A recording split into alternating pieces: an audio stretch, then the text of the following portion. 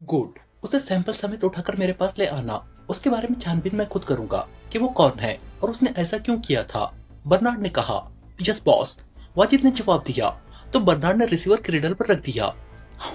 आखिर वो शख्स है कौन और उसने सैंपल क्यों उड़ाया है? फोन बंद करके उसने खुद कलामी करते हुए कहा। उसी दम में मेज पर पड़े हुए सब्ज रंग के फोन की घंटी बज उठी तो बर्नार्ड चौंक पड़ा। यस, बर्नार्ड ने रिसीवर उठाकर कान से लगाते हुए कहा। वन मैन बोल रहा हूँ। दूसरी तरफ से एक खुरदुरी सी आवाज सुनाई दी। ओ तुम पहुंच गए हो? बर्नार्ड ने चौंक कर कहा। हाँ, मैं आ रहा हूँ, सैंपल तैयार है ना? दूसरी तरफ से कहा गया। ओ नहीं, तुम अभी मत आओ, बर्नार्ड ने जल्दी से कहा। क्यों, अब क्या हुआ है? वन मैन ने चौंक कर कहा। तुम्हारा सैंपल गलत हाथों में चला गया है, बर्नार्ड ने कहा। गलत हाथों में चला गया है, ये तुम क्या कह रहे हो? दूसरी तरफ से तेज लहजे में कहा गया। जिससे हमने सैंपल लेना था वो एक खास जगह मेरे आदमी का इंतजार कर रहा था। वहां मेरे आदमी की जगह एक और आदमी पहुंच गया था जिसे सैंपल देने वाले ने मेरा आदमी समझकर सैंपल उसे दे दिया था, बर्नार्ड ने कहा। और फिर वो वन मैन को कुछ हकीकत और कुछ मनगढ़ंत बातें बताने लगा। ओ, ये तो गैर जिम्मेदारी की इंतहा है। तुम जानते हो मुझे आज रात की फ्लाइट से वापस जाना है। अगर रात तक सैंपल ना मिला तो। दूसरी तरफ से वन मैन ने गुस्से लहजे में कहा। तुम फिक्र मत करो, मेरे आदमियों ने उस शख्स का पता ढूंढ लिया है। वो उसका वहीं इंतजार कर रहे हैं। जैसे ही वो वापस आएगा मेरे आदमी उसे पकड़ लेंगे। उसे सैंपल बरामद कराना मेरे बाएं हाथ का काम है, बर्नार्ड ने कहा। अगर वो वापस ना आया तो, वन मैन ने कहा। इसके बावजूद भी तुम्हें रात से पहले सैंपल मिल जाएगा, तुम बेफिक्र रहो, बर्नार्ड ने कहा। वो कैसे? वन मैन ने कहा। मैंने सैंपल देने वाले को दूसरे सैंपल के लिए मजबूर कर दिया है। पहले तो वो नहीं मान रहा था, मगर मेरे डराने धमकाने पर वो मान गया है, बर्नार्ड ने जवाब देते हुए कहा। ओ, क्या वो रात से पहले सैंपल दे देगा? वन मैन ने पूछा। हाँ, वो ज्यादा से ज्यादा 2 घंटों तक सैंपल दे देगा, बर्नार्ड ने कहा। ओके, फिर मैं तुम्हें 2 घंटों के बाद कॉल करूंगा, वन मैन ने कहा। ओके, बर्नार्ड ने कहा और रिसीवर क्रेडल पर रख दिया। फिर उसने बेक दिया, दोनों हाथों से अपना सर पकड़ लिया। मुझसे गलती हो गई, मुझे अभी वन मैन को नहीं बुलाना चाहिए था। जब मुझे 0011 का सैंपल मिल जाता तभी मैं उसे बुलाता। अब अगर हमें 0011 का सैंपल ना मिला और डॉक्टर हाशिम भी दूसरा सैंपल ना लाया तो वन मैन यहाँ पहुंच जाएगा और नाकामी का सुनते ही वो मुझे हलाक कर देगा। ब्लैक स्टार सिंडिकेट का वो बेहद खतरनाक आदमी है। नाकामी का लफ्ज वो बर्दाश्त कर ही नहीं सकता, बर्नार्ड ने परेशानी के आलम में कहा। उसी लम्हे एक बार फिर फोन की घंटी बज उठी तो बर्नार्ड एक बार फिर चौंक पड़ा। इस बार रेड फोन की घंटी बजी थी। यस, सिकंदर स्पीकिंग, उसने तेजी से कहा। बॉस, गजब हो गया। दूसरी तरफ से एक घबराई हुई आवाज सुनाई दी। रैक्सन, तुम, क्या हुआ? क्या मतलब? बर्नार्ड ने बुरी तरह से चौंकते हुए कहा। बॉस, 93 लेबोरेटरी में मिलिट्री एक्शन हुआ है। डॉक्टर हाशिम के साथ उसके तमाम साथियों को गिरफ्तार कर लिया गया है, दूसरी तरफ से कहा गया तो बर्नार्ड बेख्तियार उछल पड़ा। Military action? मगर क्यों हुआ है मिलिट्री एक्शन? बर्नार्ड ने बौखलाए हुए लहजे में कहा।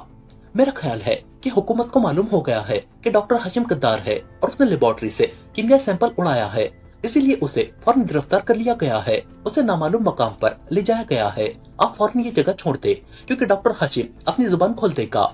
दूसरी तरफ से रैक्सन ने तेज लहजे में कहा। ओ ठीक है, तुम कहाँ हो? बर्नार्ड ने कहा। मैं पॉइंट 6 में पहुंच चुका हूँ बॉस, दूसरी तरफ से कहा गया। ठीक है, मैं भी वहीं पहुंच रहा हूँ। डॉक्टर हाशिम की हड्डियों में वाकई इतनी जान नहीं है कि वो अपनी जुबान बंद रख सके, बर्नार्ड ने कहा।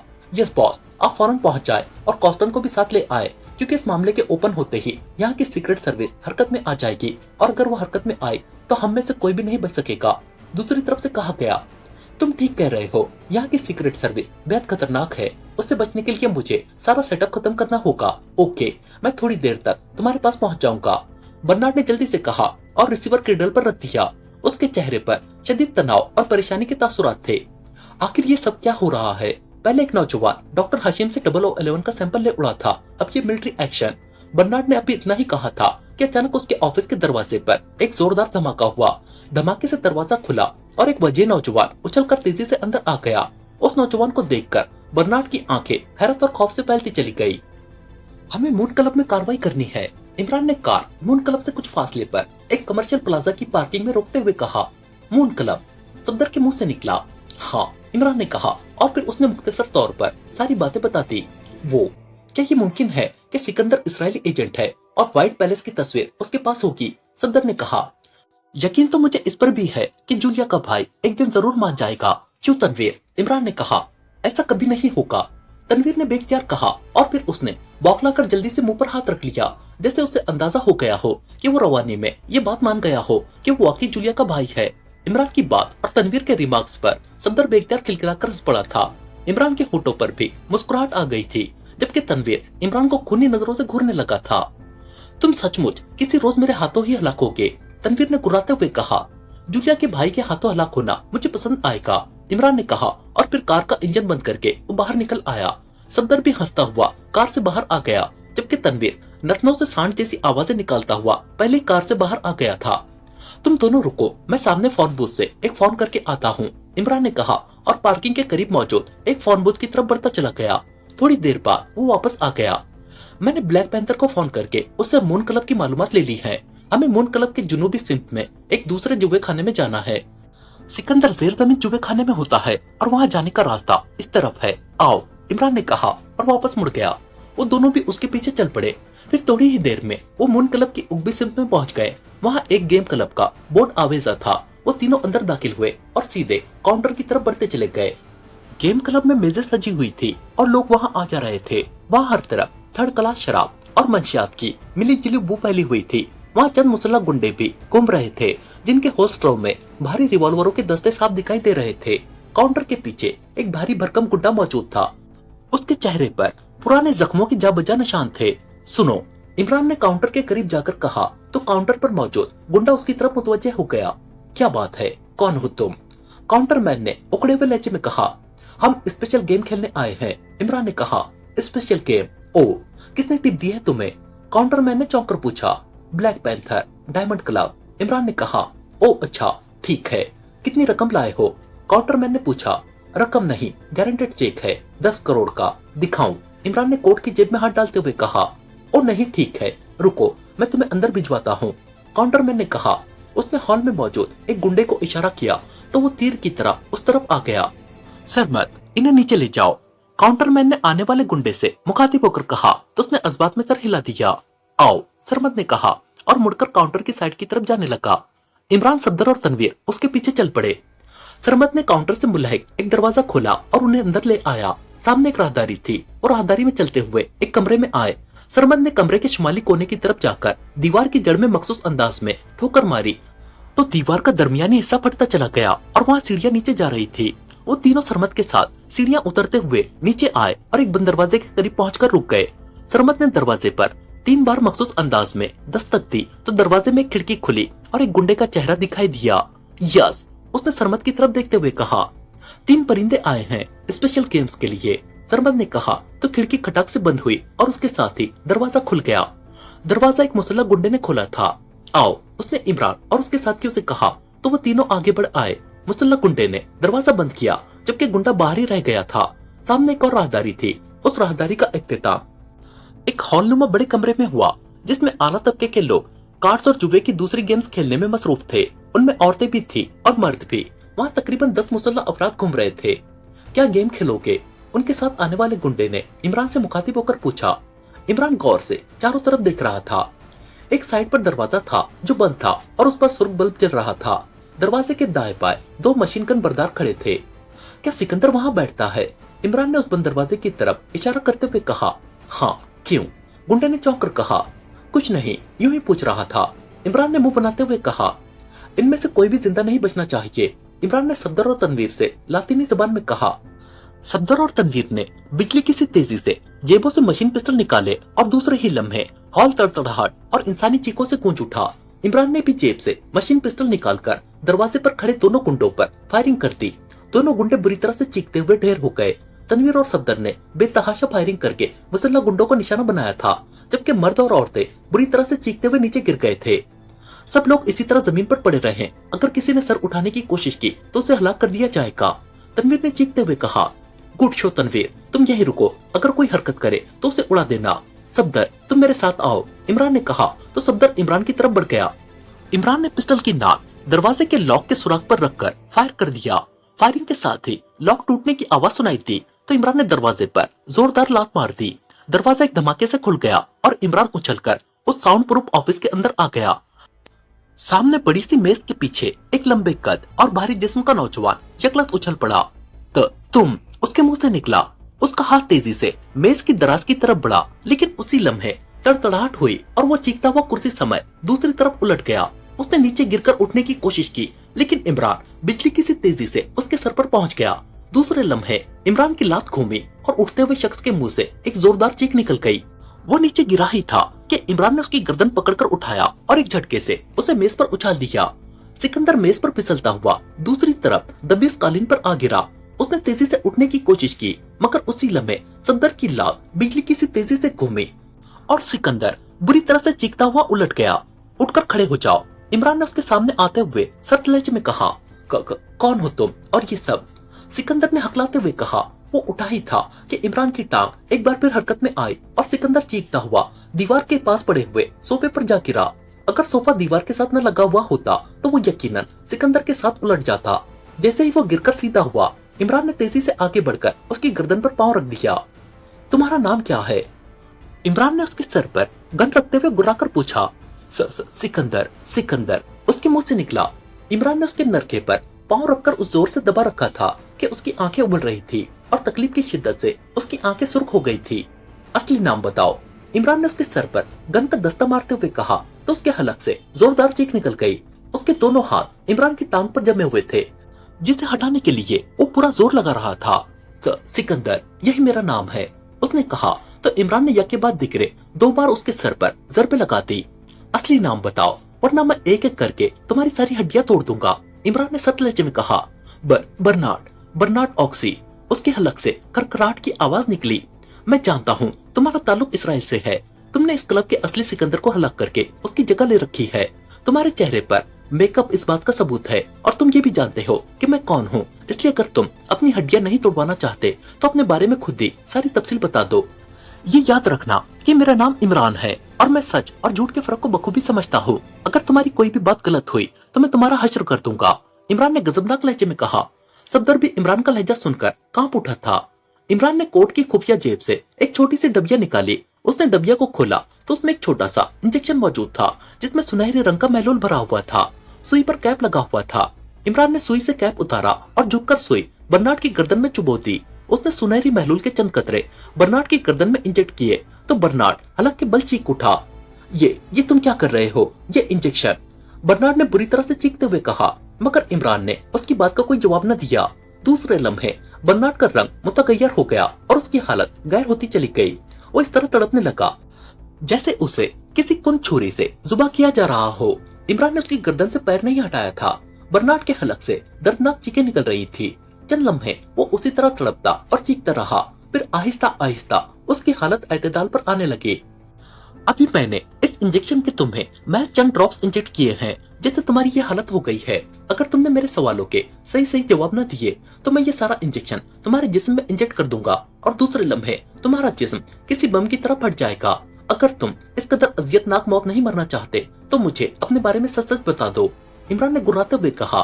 बर्नार्ड की हालत वाकई अबतर हो रही थी। वो चीख और तड़प तो नहीं रहा था, मगर उसका जिस्म अभी तक लरज रहा था।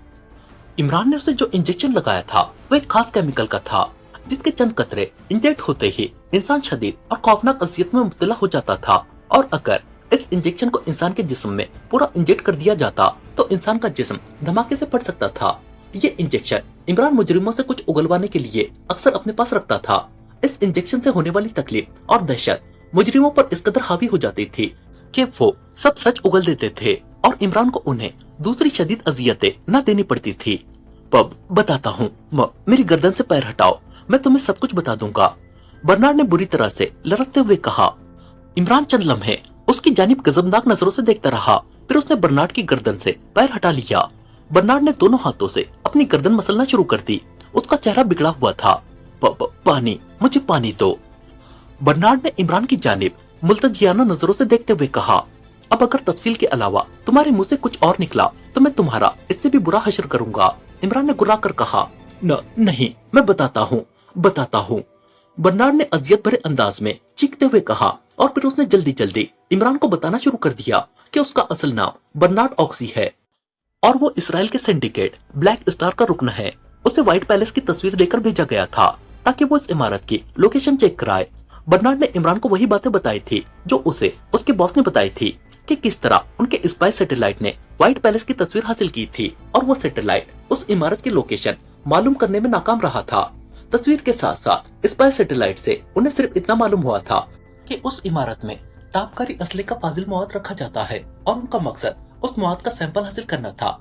उस सैंपल से इसराइल ये पता लगाना चाहता था कि पाकिस्तान एटमी तवानाई में किस कदर आगे निकल चुका है और उनका असला किस नौयत और किस कदर ताकत का हामिल है। उनका मकसद चूंकि सिर्फ फाजिल मवाद के सैंपल का हुसूल था, इसलिए डॉक्टर हाशिम को ट्रेस करके उससे सैंपल हासिल करने का प्रोग्राम बनाया था। बर्नार्ड ने इमरान को यह भी बता दिया कि उसने किस तरह धोखे से डॉक्टर हाशिम को सैंपल देने के लिए मजबूर किया था। बर्नार्ड ने वन मैन के बारे में इमरान को बताते हुए कहा कि उसने सैंपल हासिल करने से पहले ही ब्लैक स्टार के चीफ को इत्तला दे दी थी कि सैंपल उस तक पहुंच रहा है, जिसके लिए चीफ ने ब्लैक स्टार के खतरनाक कातिल को उस सैंपल के हुसूल के लिए भेज दिया था।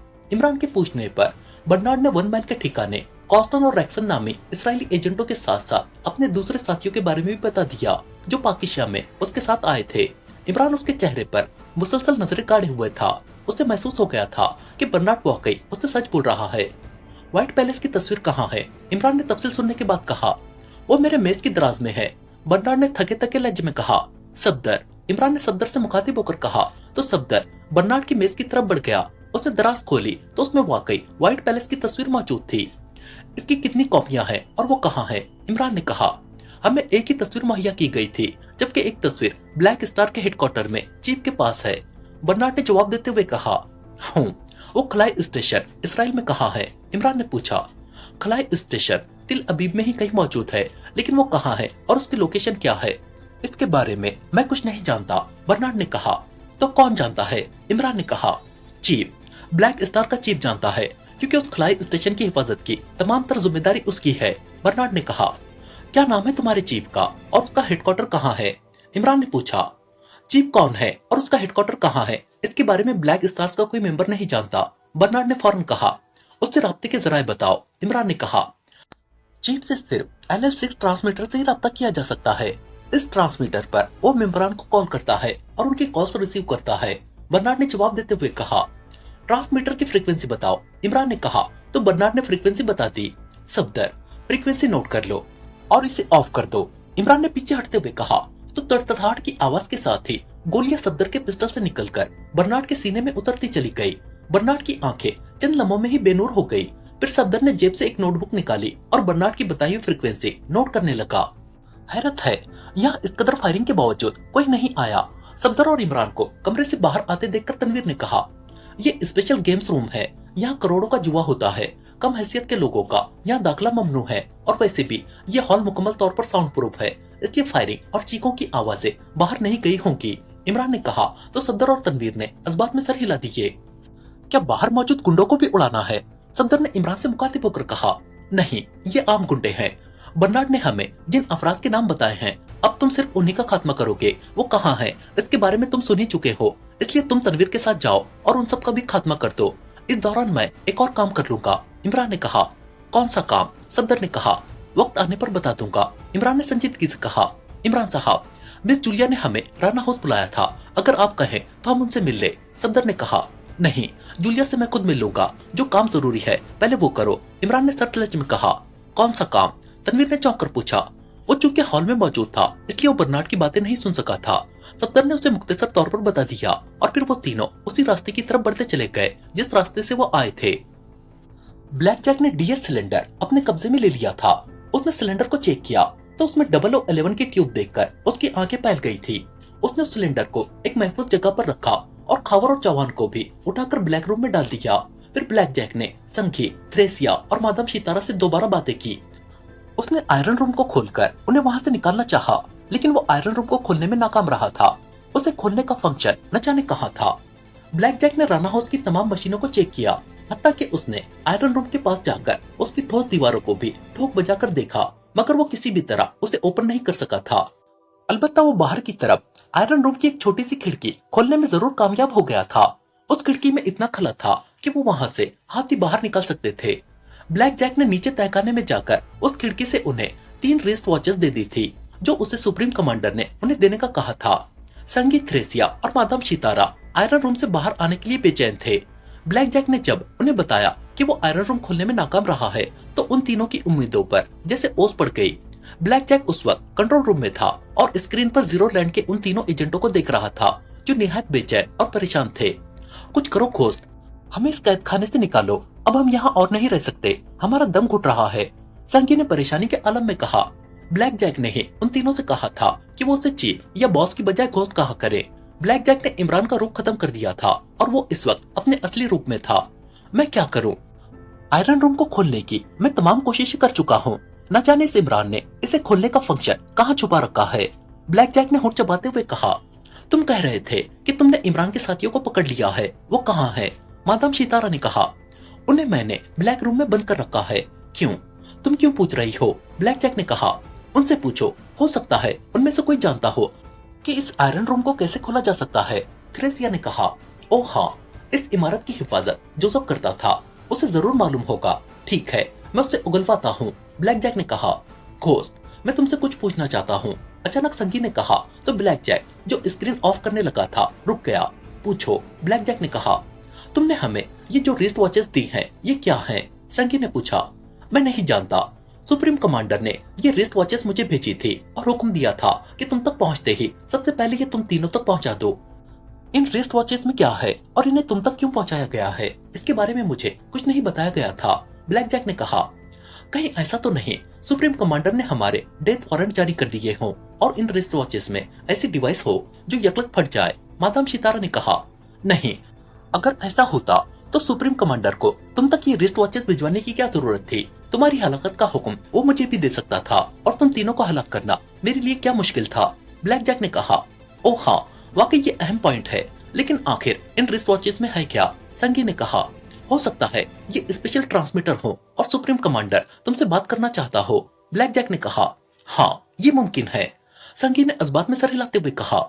ओके, तुम तीनों इंतजार करो, मैं आयरन रूम को खोलने के बारे में इमरान के साथियों से पूछता हूँ, ब्लैक जैक ने कहा। उसने माइक और स्क्रीन ऑफ की और फिर वो उठ खड़ा हुआ। वो कंट्रोल रूम से निकला और मुख्तलिफ रास्तों से होता हुआ ब्लैक रूम के बंद दरवाजे के पास आ गया जहाँ उसने जूलिया और जोसेफ को बंद कर रखा था।